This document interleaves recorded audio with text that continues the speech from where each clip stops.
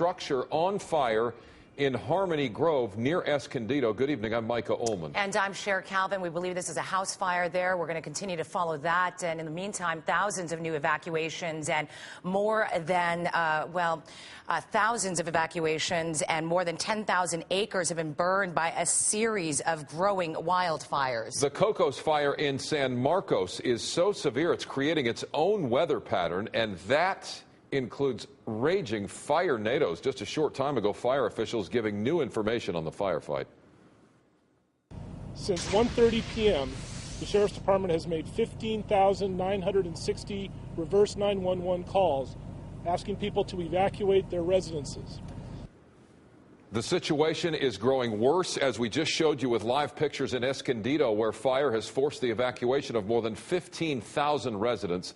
That's more than 10% of the people in the entire city. And another intense firefight is taking place in San Marcos, where a wall of fire moved into a neighborhood. KTLA's Dave Meekum has more on this incredible video and the residents who were forced to leave their homes live in San Marcos tonight. Dave.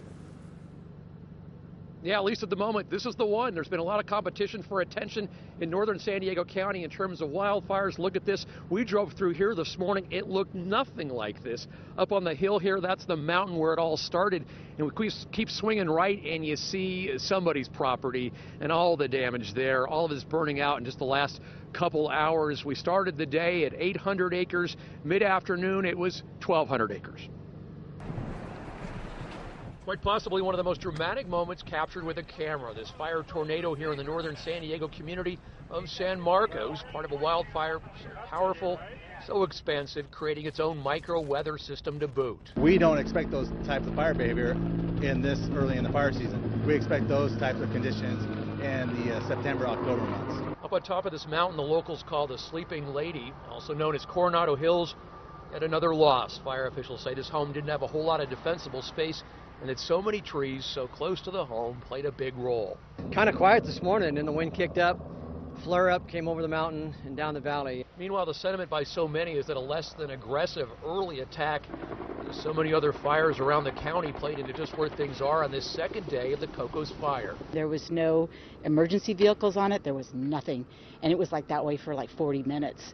It was terrifying. Evacuation orders have been extended beyond San Marcos to include unincorporated communities to the east, as well as portions of Escondido.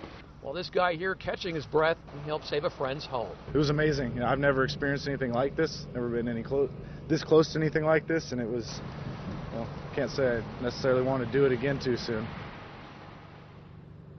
And when it's all said and done, the footprint on this one, seeing that will be certainly telling. It is massive. You're talking several square miles, a massive mountain in the middle of this community known as San Marcos, a beautiful place normally this time of year, but not right now. In terms of homes lost, we know 3 officially. We saw another mid-afternoon. We're hearing accounts from people who live in this pocket of another half dozen that way.